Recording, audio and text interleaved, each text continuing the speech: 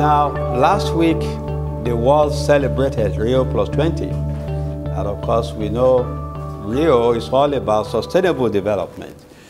And the whole world last week reaffirmed the issue of sustainable development. All the countries gave commitment.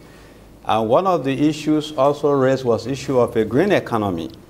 So my lecture today is titled E-Waste, a Challenge to Sustainable Development and Millennium Development Goals in Africa. I want to talk about how we can green the e-waste sector in Nigeria to make it sustainable or environmentally sustainable. Because we know that most of the e-waste management practices in Africa are very crude, exposing the people to harm from exposure to dangerous chemicals, and also degrading the environment itself.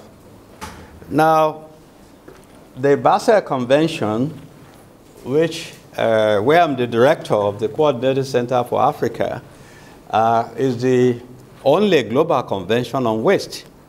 And Article 14 of the Basel Convention stipulates the establishment of what we call Basel Convention regional centers. These centers were established to assist governments in developing countries to be able to implement the Basel Convention effectively. There are only 14 Basel Convention regional centers right now globally. 4 are in Africa. There's a Basel Convention regional center in Cairo for Arab-speaking African countries. There's a center in South Africa for English-speaking African countries. And there's another center in Dakar, Senegal, for French-speaking African countries. The Basel Convention Coordinating Center in Nigeria coordinates the other 3 Basel regional centers. The other centers are sub-regional centers. But when you are looking at Africa-wide issues, the Coordinating Center is the entry point. And we often work with the BCRCs. And there are only 2 Basel Coordinating Centers in the world today, the Coordinating Center in Nigeria and the one in Uruguay. Those are the only 2. Now, for my presentation, I want to say, historically, there has been a nexus between global waste control and Africa, and that you will see in a while. Then we'll talk about the Basel Convention itself, what are the goals, the objectives, and the control system. And then who are the main stakeholders and their responsibilities in transboundary movement, which is a very critical issue if you are going to control the e-waste illegal traffic. Then we are going to look at the challenges in e-waste management.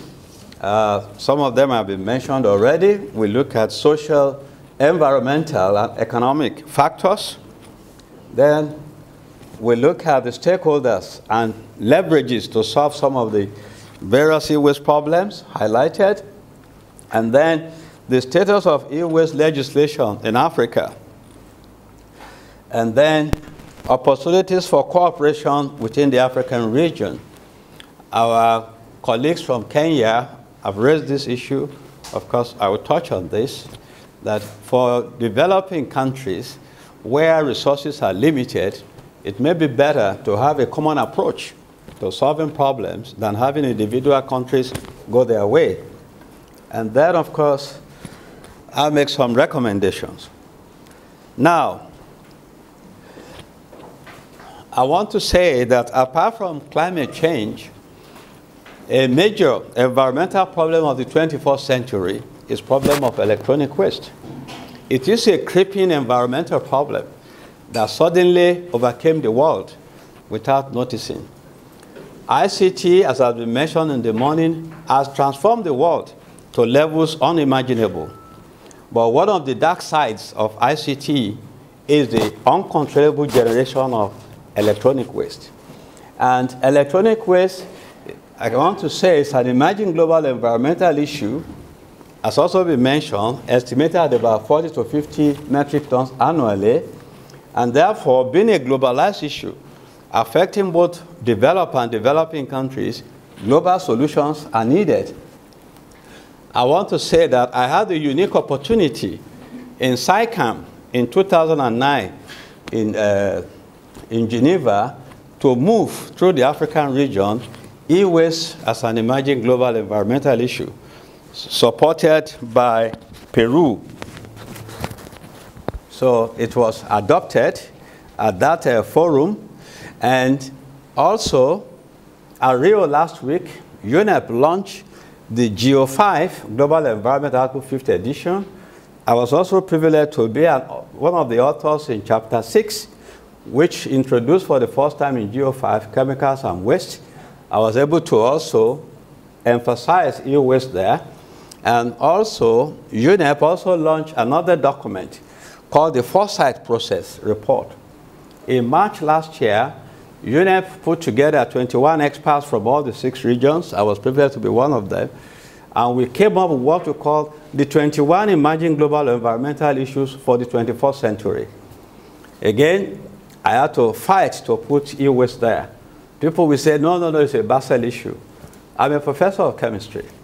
The hazardous substances there is what makes the difference.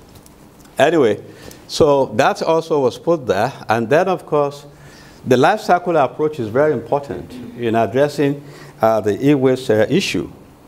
Now, as I said, the near tsunami generation of e-waste from unsustainable production and consumption of electronic products is the dark side of ICT revolution in modern development. And then, ban in 2002 raised an alarm of the harm being done by e-waste dumping in Guayu in China. And then in 2005, ban did a study in Nigeria. And that study, the film, somebody has mentioned this, has been shown around the world, exporting, reuse, and abuse to Africa, alerted the world about the escalation of costs of e-waste management in developed countries by pushing them to developing countries. And that study at that time did raise an alarm that about 500,000 used computers were being imported to Lagos every month, and only 75% was working, and 25% trash. But then that fame also made Africa to be in the news. So various news media, Greenpeace, Friends of the Environment, all of them now started to say Africa is now being made another dustbin of developed countries again. So all this raised awareness about the e-waste issue. And the ban study did show that for Nigeria, representing Africa, 45% of the e-waste was coming from European Union, 45% from North America. And the EU took up the challenge by funding the SBC e-Waste Africa project, where I had the opportunity of working with EMPA and Impel. This was very helpful. And the end of that project was, again, I would say, convened with a Pan-Africa e-Waste forum in March of this year. Now, so the publicity e-waste is having in Africa today stem from that ban film. So again, Africa, arising from that, European Union took it up. Even the UN and other bodies now started to respond on how to address the e-waste. So what I'm saying, Africa has always been catalytic in addressing global waste issues. Before then, in the 1980s, Africa was dumping ground for hazardous waste from industrial waste from developed countries. And Nigeria was a victim. And that was in 1988. About 4,000 metric tons of hazardous industrial waste was dumped in Cocoa Beach in Nigeria. And I had the honor again of analyzing the waste for my government then. I'm a professor of analytical chemistry. And that was the beginning of environmental governance in Nigeria. That then led to the establishment of Federal Environmental Protection Agency, which is now Ministry of Environment. And Nigeria made a lot of noise at the UN. So if you look at the original Basel Convention, the first 29 articles, Nigeria influenced 19 of the 29 articles. And that is why, again, Nigeria was given the role of coordinating center, because we were a victim, and Nigeria felt that this should not be. So, so when you talk about Basel, Nigeria or Africa has a role, because all the countries in Africa try to push for this. And then e-waste, now Africa is quite active. Now I say the e-waste story is a sweet and sour story. If you like Chinese meal, they always have sweet and sour pork. So the same thing with the e-waste. Now, the best gift you can give a girl or lady now is an iPhone. These are modern gadgets, a nice laptop, and all that. And then, of course, any equipment used massively. Thus, we are told, some have 4 phones, they are changing, obsolescence, rapid, technological features, and so on. You have massive waste all over. That's the dark side. Furthermore, your electronic product, the e-waste, contains valuable ferrous metals. You can get aluminum, there's glass. These are some recoverable materials. Also, it contains toxic substances, heavy metals like lead, PVC, endocrine disturbing substances like blue-beta flame retardants. So that's why it's a sweet and sour story. Furthermore, there are some rare metals like indium, palladium, and so on, which also are becoming very scarce. And then, of course, that now makes the story to shift now to mining of the e-waste. And then, that is the map showing the e-waste route all over the world. It's a global issue.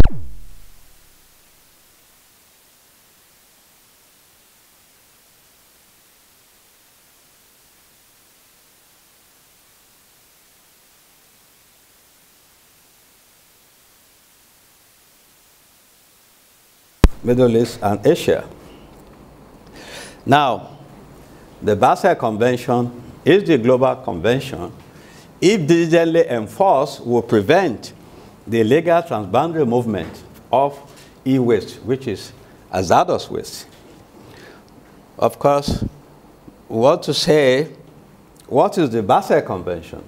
The Basel Convention on the control of transboundary movement of hazardous waste and their disposal was adopted in 1989 in response to concerns about developed country companies dumping hazardous waste in developing countries. And then it entered into force 5th of May 1992, and today it has 178 parties that have ratified. And what is the goal of the Basel Convention? The goal of the convention is to protect by strict control and strict control human health and the environment against the adverse effects that may arise or result from the generation and management of hazardous waste and other waste. The scope, the Basel Convention, covers quite a wide range of hazardous waste and other waste. As you can find in Annex 1, I have a copy of the convention if you want to see it, and also you can get from the internet. So the waste must be hazardous. When you say a waste is hazardous, it must have any of the following characteristics. It's explosive, it's flammable, it's poisonous, it's infectious, corrosive, toxic, ecotoxic, as well as what we call special waste. Household waste. Waste, for example, from hotels may look like domestic waste, but they are not, because there are a lot of chemicals used in fleeting and all that. So because they contain toxic substances, they are called special waste. So you know that it has about 47 categories of waste. And then, of course, the Basel Convention also recognizes the definition of hazardous waste according to national law. So what Nigeria may say is not hazardous waste, you have to respect it if Ghana says it is hazardous waste. So according to that, it's not only the ones are specified by the Basel Convention, but whatever a country also declare so. And according to the Basel Convention, e-waste is hazardous waste. If you look at Annex 8, List A, 1140, it also says under what conditions e-waste may not be. For example, in the EU says e-waste is electronic waste. It's not e-waste, but according to the Basel Convention, it is e-waste. I mean, it's a hazardous waste. If you look at Agbogbloshe, look at Alaba Market, all the burning and so on, you cannot say they are environmentally sound. They are environmentally unsound, which is against the Basel Convention. And special objectives of the Basel Convention are listed thus. It expects that countries should reduce transboundary movement of hazardous waste, prohibit hazardous waste shipments to countries without capacity. For example, developed countries are not supposed to, under the Basel Convention, to ship hazardous waste to developing countries. And that's taken care of under Ban Amendment. And then every country, every generator of waste is supposed to minimize hazardous waste generation. And then you treat it as source. So carrying it from one country to another is shifting the burden to another country. So you are supposed to treat at source as much as possible. And then to control movement across the borders and prevent illegal traffic. And the convention also requires assistance to developing and economic transition countries to implement the convention effectively. It is under that objective that Article 14 of the convention establishes the Basel Convention regional centers to assist the countries in developing countries and economic transition countries to be able to implement the convention. Now the Basel Convention has its controls for transboundary movement. This is based on what we call prior informed consent. Company A cannot ship waste to B unless there is an information in writing that I want to ship to you, and there is a reply in writing that it can go on. So that's what it says. So the Basel Convention has the regulatory system based on prior informed consent for the monitoring and control of the transboundary movement, or TBM, and disposal of hazardous and other waste, aiming at the reduction of the transboundary of such waste and at the reduction of the quantity of waste to a minimum. Then, according to the Basel Convention, a party shall not permit hazardous waste or other waste to be exported to a non-party. So if you are not part of Basel, you cannot exchange waste. Or to be imported from a non-party unless an agreement is concluded in writing, which establishes that even if that takes place, the standards must be in compliance with environmental sound management under the Basel Convention. Now, the main stakeholders, there are quite a number of stakeholders as specified in the convention. You have the competent authority. Every party to a Basel Convention must within 3 months designate a competent authority who will handle any information about notification. If Anthony from Nigeria wants to ship waste to Ghana, then he has, there's a competent authority which the ministry will have appointed. So he has to write to that one and say, I want to do this. And the competent authority will notify with all the information to the, first of all, write the exporting country, the Ministry of Environment, whoever has responsibility, which will then inform the importing country. So this is well spelled out, and the competent authority will handle all matters about transfer. Then every country will have a focal point, which is also an entity or person responsible for receiving and submitting information on waste and main contact to the Secretariat of Basel Convention. The competent authority is only exchanging notification, communicating among the parties concerned. But where an incident has to be reported to the Secretariat of Basel Convention, like if there's an accident or there's a big problem, it is the focal point. So communication from the Secretariat to the government will be through the focal point. And then, of course, there is state of export. That is, the state or country from which waste is supposed to be exported. So a party from which a TBM of hazardous waste or other waste planned to be initiated or already initiated. Then state of import, that is the country importing it, is a party to which a TBM of hazardous waste or other waste is planned to take place or is already take place, or loading prior to disposal. And then you have state of transit. Those of you who are familiar with the African Stockpile Project, problem of obsolete stocks. Now you have these stocks in various countries in Africa. Now, how do you dispose of them? One of the options is to export them to Europe. Now, if you want to ship obsolete stock, PCB waste or obsolete material from Nigeria to France, all the countries along the route of the ship, the transit countries, must be notified and they must give their consent. That's a tall order because they may not respond. And that's why you see have a lot of all this waste sitting in the countries, although they have been put together. So, and then of course, the generator, that is either the facility or person that generates the waste, is any person whose activity produces hazardous or other waste. And then the disposer is any person to whom hazardous waste or other waste are shipped and who carries out the disposal. So if you want to ship to a facility in France, for example, that would be the disposer. But there are procedures to be followed.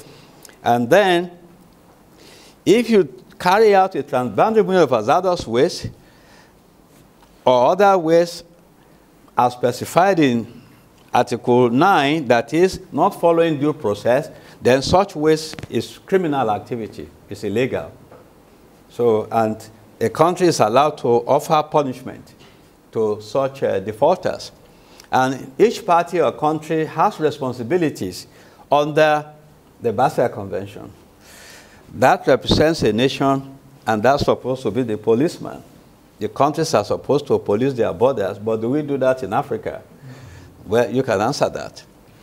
The Basel Convention expects each party under Article 4 to minimize waste generation and transboundary movement of hazardous waste and other waste, to ensure availability of adequate disposal facilities for environmentally sound management located to the extent possible with its own territory. That is, let's say you are a petroleum company, for example, dealing with oil waste. You must have a facility that can handle this. And even if you are storing, you have to store, you have to secure premises and so on, so that it doesn't pollute the environment, and to strictly control transboundary movements through notification, what you said, prior informed consent, and movement documents. There are documentation. That also will apply to e-waste. Again, I will raise examples. There are some informal sectors here. If you look at most of the e-waste coming to Lagos and Ghana, there's no documentation. So already they violate the Basel Convention.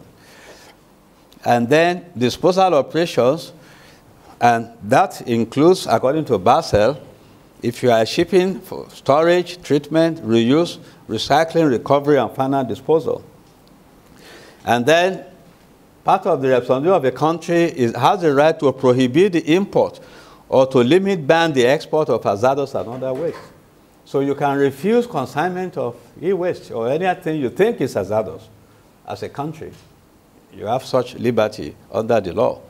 And then to ban export of hazardous waste from OECD to non-OECD countries, that is from developed to developing countries, that's the ban amendment. And also not to permit hazardous waste or other waste to be exported to a non-party or to be imported from a non-party. And a party, a country, can take appropriate legal, administrative, and other measures to implement and enforce the provisions of the convention, including punishment for non-compliance. And if you look at the Nigerian report, I had to argue with my friend, Matthias at the time, that Nigeria should produce more of this. When Nigeria seized some ships, some containers, sent them back. It sent jitters. So people were scared. Instead of bringing e-waste, even some ships were detained. So there was a lull. So fewer came in. I don't know what is happening now, but what I'm saying, you have a right as a country to say, I don't want. You take this back. Now, the current status, Basel Convention in Africa, what amazes me is that African governments were happy at signing the convention ceremonially. The minister can even go with an entourage of 10 and all that. But after that, nothing happens. They are just paper laws. So looking at all there are 3 key conventions which are very germane and key to controlling hazardous waste in Africa. This is the Basel Convention, the Bamako Convention, and the Basel Amendment. The Basel Convention, 44 or 45, out of 55 African countries, the 55th country is the Southern Sudan, which recently became independent. So 89% of African countries have ratified the Basel Convention. Bamako, which is African homegrown convention, only 44%. Because when the dumping was going on in the 80s, the African countries were not satisfied with Basel because it excluded radioactive waste. Bamako is carbon copy of Basel, but it included radioactive waste because radioactive waste was dumped in Guinea and a few other countries at that time. So African waste was not comprehensive. So the Basel Ban Amendment, which prohibits export from developed to developing countries, only 24% have ratified. The dumping of e-waste and other hazardous waste is that we don't domesticate all these conventions into national law. They are just paper laws. So the number of countries that ratified these conventions, out of 55 African countries, the percentage is given there. Only 6 countries, or 11%, comprising of Egypt, Ethiopia, Gambia, Mauritius, Tanzania, and Tunisia have ratified all these 3 conventions. Only 11%. Now, none of the 3 conventions have been domesticated so far into national law, including the Basel Convention, as far as I know, although 90% have ratified. Then, there's generally low general public awareness and lack of political will for the weak regulatory framework. It's not the number of laws you have, but if they are enforced. If they are not enforced, it's as good as no law. So we have a poor political weak and weak regulatory infrastructure, and the existing laws are not readily enforced. And that's why Africa remains vulnerable as a dumping ground.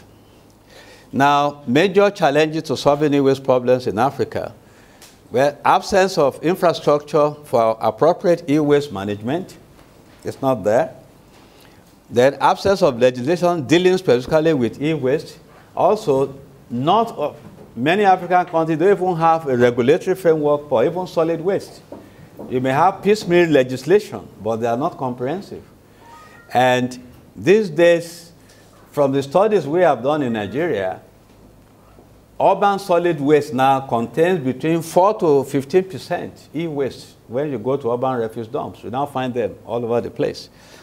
And then non-domestication of Basel Ban Amendment, and Bamako.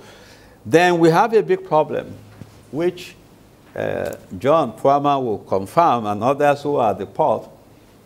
Basel Convention says prohibit importation of hazardous waste. So e-waste is hazardous waste. But then what the importers do is to put a mixed bag of functioning, non-functioning, and near end of life. Maybe it has just 4 weeks to function. So that is not e-waste, so you cannot prohibit it. That's part of there's a lacuna, as the lawyers say. We have some lawyers in the room. So when something is near end of life, is not dead, is still breathing, you can't stop it. So that's our issue Africa and developing countries have to face. Then, absence of any framework for end-of-life product take-back or implementation of extended producer responsibility. None of them have it so far. And then lack of a regional approach. Since countries have different approaches to the e-waste issue, they have different capacities. And then inadequate public education and awareness on the problems associated with the uncontrolled importation of the end of life. Now, when we were having the Pan-Africa E-Waste Forum, I tried to convince people in Alaba market in Lagos. That's the largest e-waste market in Africa. Over 50,000 people are making a living there. For them to come to the conference, because there's no money, they refuse to come. I went to Alaba, Computer Village. UNEP will pay for your way. No, Prof, what are we going to do there? Oh, they just think we are going to speak grammar. It's unfortunate because of lack of awareness. They are only looking at the monetary value. So all this grammar to them doesn't make sense, which is unfortunate. Now, in finding solution, I want to thank Federico for this mapping.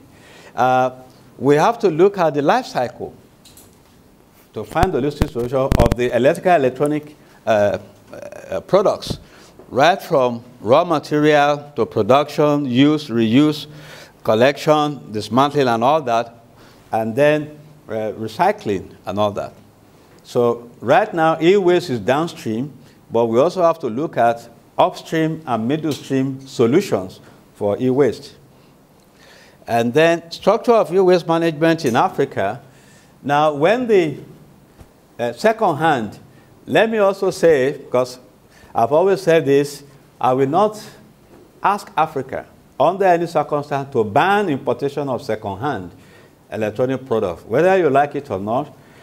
That is what drives RCT mainly in Africa. Many Africans cannot afford new products. Many schools, all the cyber cafes, offices, banks rely on second-hand. So therefore, you cut it out, you cut out their livelihood. You will become enemy of this group. So we should need to be able to manage them. So whatever comes in, what is working, they will sell. What is not working, they will repair, refurbish, and sell. So that's why if you go to Alaba market, they will tell you tested, non-tested, and all that, and the prices will vary. It's an interesting market on its own. And then they collect the e-waste. Scavengers go to refuse dumps, go to various places. They use cart pushers and all sorts, so on. And then the dismantling process, they use hammers and chisels and so on. No environmental safeguards, no personal protective, using bare hands and getting exposed. So then so you have these social factors, socioeconomic, refurbishers, and scrap metal workers, or what we call scavengers, and then the trading. Now, when you look at the environmental aspects, now we use, or Africans use crude methods of processing. The easiest one is to burn the cables to recover copper wire. And then, of course, they do a lot of dismantling and all that. And from the studies we have done so far, and also done in Ghana here, scientific evidence exists that the major environmental human health results from the dismantling of the various activities, material recovery, and final disposal through release of hazardous substances into soil, water, and air. And then impact during collection, refurbishment, and repair are less significant to when they are burning or outright dumping. At times they are just dumped, and of course there will be leaching into soil and water. And then, of course, environmental monitoring in Ghana and Nigeria, as I've said.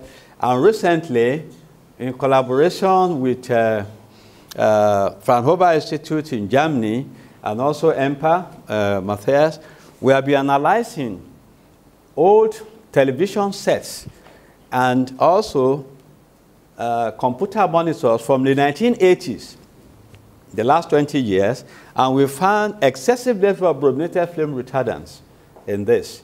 So definitely, also studies in Ghana have shown the existence of BFRs in soils, in water from Agbogloshi. That is the famous Agbogloshi down there. The river is a cesspool of all sorts of e-waste, and toxic chemicals. Why I always tell people in government, no matter how powerful, the fish your wife is cooking.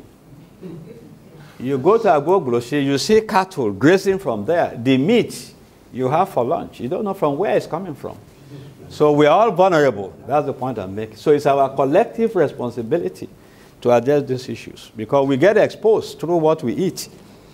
If you don't need to live in Agogloshi, if you eat any meat or fish from around there, you are in trouble. Or any vegetable grown in those areas because they grow all these things. And the other problem is the issue of children, vulnerable groups getting involved in this burning. So all these potent risk factors to attaining of sustainable development and the MDGs.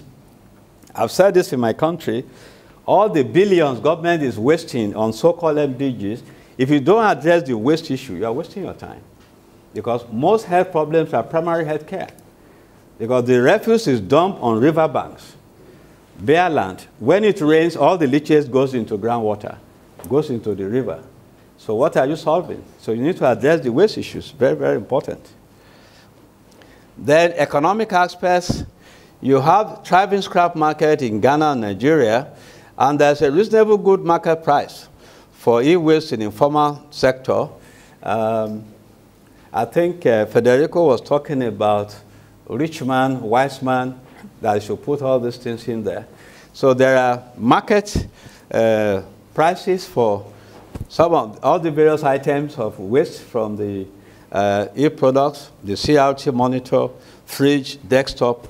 My chat with Oladele said that the prices have gone up in recent times because people know the value of these things. So there's a market for it. So there's also thriving export market to Europe for printed circuit boards. Also, this is widening entrepreneurship and economic opportunities. Right now, what you find are middlemen, mainly Asians, who buy off from the scavengers and ship them to Europe. And then there's market opportunities for environmentally sound recycling facilities in Africa, looking to inter-regional trade, employment generation, and poverty alleviation. Now, HP will reclaim appliances, have a recycling facility in Mombasa. Now, part of the challenge, Kenya is worried about sources of raw materials to keep it running. How would they get things from neighboring countries? That's where the transboundary movement issue comes in, which I think once you are all parties, that can be sorted out. Then, of course, so that slide is from Matthias. So there are various challenges throughout the material life cycle of EE in Africa. The farmer sector is very important. Then community-based organizations. Then the private sector, very, very critical in whatever solutions come up. So stakeholders' engagement should be interactive and synergistic in development of national strategy and implementation for environmentally sound management of e-waste in Africa. Of course, there is lack of national institutional framework for stakeholders' engagement. Non-existence of recognized e-waste sector is just there in the informal sector, but it's a very thriving sector which has to be recognized. Then none or inadequate laws with responsibilities for stakeholders. Nothing mandates anybody to do what, because it's a creeping environmental problem. There are low public awareness, as we mentioned before, and opportunities for synergy for national economic and environmental benefits. Of course, weak interagency cooperation is quite there, but one of the advantages of the e-Waste Africa project is that different government organizations that were not talking to each other now work together, like the Custom, Ministry of Environment, the Post Authority, the police. They now form a network in trying to stop illegal traffic. And then, of course, we have multiplicity of international initiatives. I mean, when we look at stakeholders and existing leverages to solve the problem, so there are multiplicity of existing international initiatives, which mapping is indicated in the next slide. This includes STEP, PACE, Partnership for Action on Computing Equipment, which is a multi-stakeholder partnership under the Basel Convention, which I'm privileged to be the co-chair. And then, of course, there are others. You have international support from donors, UN agencies such as Basel and UNIDO, JEF, and World Bank to assist developing countries. From the E-Waste Africa project now, Martha is telling me they want to continue in Ghana. So you can leverage on all these initial studies to move on and get more support. Then indication of original equipment manufacturers, voluntary initiative to introduce sustainable collection and take-back scheme. That is a commendable effort by the OEMs. During the E-Waste Africa project in Nigeria, as I said, we worked with them. They saw what we were doing. And actually, the OEM Alliance started in Nigeria for Africa. And they have since taken the message elsewhere. So I commend them, and they are good partners for us. And then we also, any solution to solving the e-waste problem in Africa must build on the informal sector network. Even for collection, in Ghana, for example, the study found 95% efficiency in collection by the informal sector. So you cannot wish them away. So any solution should be built around them. You should build on them rather than discard them for sustainability. Then foreign investors' interest to participate in the business opportunity in the e-waste sector. Again, this needs to be harnessed. We have a British company that has shown interest, and our good friend from Ghana here told me there's something happening in Ghana. So there are a lot of interest in coming to develop recycling industry in Africa, but we must bear in mind that the environment must be right. The government must provide the enabling legislation which provide level playing field so that free riders don't get away while those that are following the laws suffer. Those are issues to look at. And then increasing realization by government in Africa to the need to establish policies and laws to create a level playing field for investors, very important. Then information sharing and networking with Secretariat of Basel Convention and Impel. For example, to control the illegal traffic, one of the outcomes of the E-Waste Africa project is establishment of an EU-Africa network, information sharing. That is what has helped Nigeria to stop importation of e-waste into Nigeria. Because once Impel, the headquarters is in Netherlands, know of any illegal shipment, they send email to Nigeria, and Nigeria shares among the country. And before the ship lands, the Navy is waiting. So once the countries can use such information, it helps to reduce. So we can build on existing initiatives to control e-waste. So as I've said, various initiatives. This has been mapped. Again, I want to acknowledge my good friend Federico for that, for the mapping. All the key issues, we need to do assessment. Most have mentioned that. We follow these two, development of approaches, testing of pilot projects, we haven't got there yet. And then policy development has to come in. And then, of course, you have to put regulations. You have to provide solutions to the problems, have a strategy and implement it, and then monitor how all these measures are working. And of course, you have UNEP as a major actor, UNEP DTI, GESI, you have STEP initiative, under the Basel Convention, Mobile Flow Positive Initiative, MPPI and PACE, and there are other stakeholders. So what we're saying, there are a lot of activities going on. But what is lacking is a global coordinated approach. That is what we're still looking for, to close the loop, so that they will mutually reinforce one another to avoid duplication and working at cross-purpose. But Africa is a beautiful bride right now. If we have good projects, I'm sure we'll be able to get support. Now, again, this is from the Pan-Africa E-Waste Forum we did. So Africa is moving forward. There are various activities and initiatives. The product from the E-Waste Africa project is this publication, Where Are We in Africa? That is highly recommended. You will see the generation of e-waste from Ghana, from Nigeria. For example, Nigeria produces about 1.2 million metric tons of e-waste annually, is the king of e-waste in Africa. So it's the hub. Then you have others. Then those are the private sector, the OEMs operating, HP, Dell, all of them.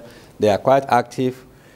Ghana, Kenya, Nigeria have developed guidelines. Nigeria is the only country that has developed a regulation on e-waste. And then recycling pilots you have already happening in Kenya. So, and then of course, there are various activities that are going on. All this will have to be consolidated. Now, if you look at e-waste legislation in Africa, examples, only Nigeria, out of 55 African countries, has introduced e-waste legislation so far. Ghana and Kenya, they have draft e-waste bills, or they are producing them. Of course, they have guidelines. Now, the Nigerian National Environmental Standards and Regulations Enforcement Agency, NESRA, in July 2011, launched its National Environmental Electrical and Electronic Waste legislation to prevent and minimize pollution from all operations and ancillary activities of the electrical and electronic sector with input from relevant national stakeholders and international environmental partners.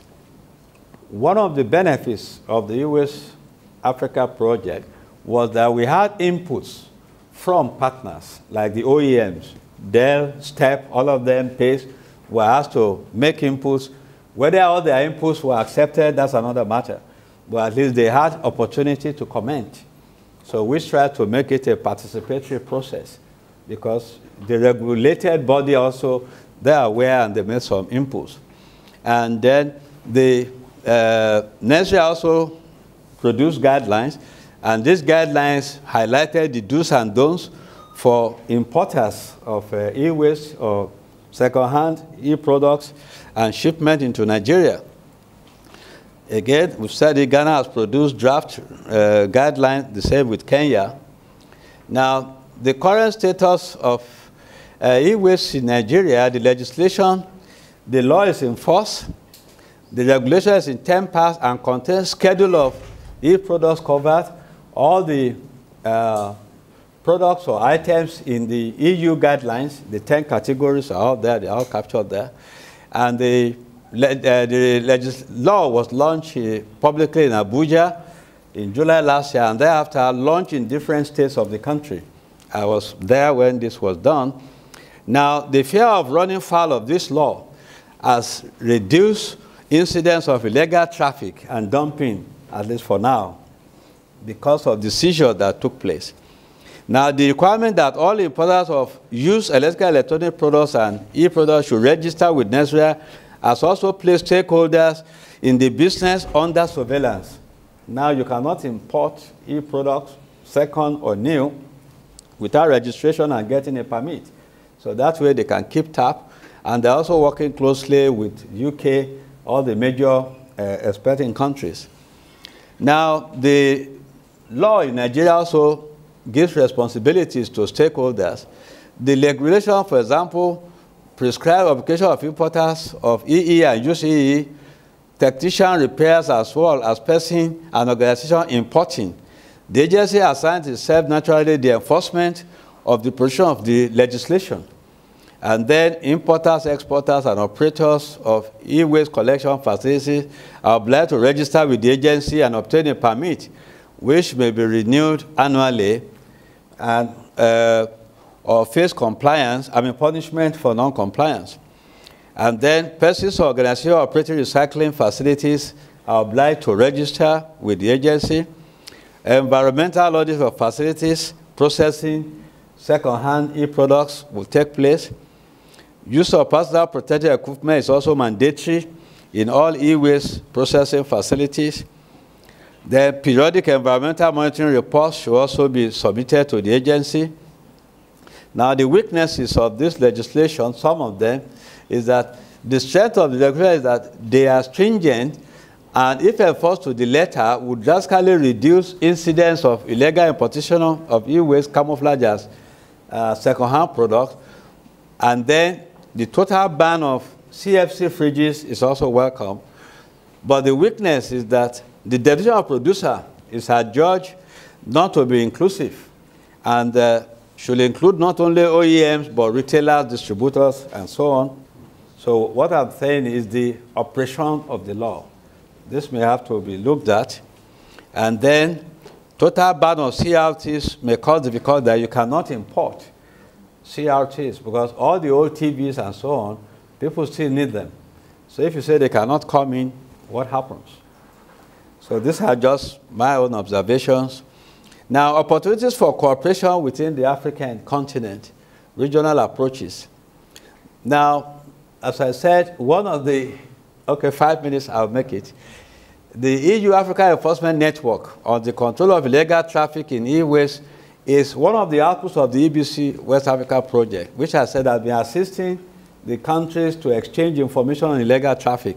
So that has been very helpful. And also, in the 80s, when developed country companies were dumping hazardous waste in Africa, there was what we call the African Dump Watch. This may also be revived among the countries. That is, in the whole African countries were exchanging information about illegal traffic. The Probo Kuala in Cote d'Ivoire, that ship came to Nigeria first. Nigeria turned it down. If there had been exchange of information, there would be no Probo Kuala in Cote d'Ivoire. Nigeria did not pass the information, and that's why they could dump it there. So it's good to have information exchange among the various countries. Information and information sharing from the EBC West Africa project is very important. And since capacities differ in different African countries, a regional approach will be more efficient and cost-effective in developing sub-regional and regional strategies based on union model environmental law, attenuated with national experience of countries with e-waste legislation. So you can share Ghana, Kenya, Nigeria experience in developing sub-regional laws, and capacity building acquired during the e-waste Africa project on e-waste inventory and country assessment can be leveraged for sub-regional and regional project development. There's a lot of training during the e-waste Africa project from EMPA to African experts. So when we are trying to intervene in solving the e-waste problem, the information response strategy will require policy and legislation. Mushtaq also mentioned that. This will be the role of government. Then business and financing, there will be need for public and private cooperation there. And then technology and skills, public and private partnership. And then you have monitoring and control, which is governmental. And then awareness raising, marketing of whichever model you're going to adopt. And then, of course, education, very, very important.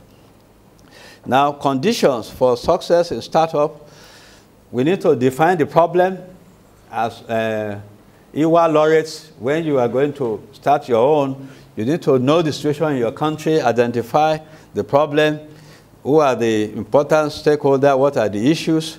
Then you have to have a meeting of the stakeholders comprising government, private, and all that. Then engage the stakeholders through discussion and so on. Then we have to develop national, regional strategy and implementation plan. And then the participation process and political buy-in is very key. You can write all the best plans in the world. If you don't have political support, there will be nothing. Because appropriation of funds is always a big issue. Recommendation. Now, arising from all the above, I want to reiterate that the export of used e-products to Africa and other developing countries should not be banned, but controlled. And because it provides opportunities for employment, poverty alleviation, recycling business opportunities, promotes North-South and South-South economic and technology cooperation. It helps to bridge the digital gap. And then the present loopholes and abuses must be addressed urgently through control of transboundary movement and, of course, domestication of the Basel Convention. Now, this calls for action, public-private partnership to address complexity of sustainable recycling chain, domestication of the Basel Convention, Ban Amendment, and Bamako Convention, We need pilot projects on sustainable collection, repair, refurbishment, dismantling, and recycling with capacity building component for Africans in partnership with OEMs and other donors, international organizations. Then industry commitment and implementation of extended producer responsibility mechanism is quite commendable. They need to actually actualize this. And then finally, in all this, if you can implement that, we will help to keep the electronic tree from growing. Because right now you have electronic waste mountains and the electronic waste tree is growing, but if we're able to curtail it, then the tree will whittle down. I'm not a lawyer, but I will rest my case here.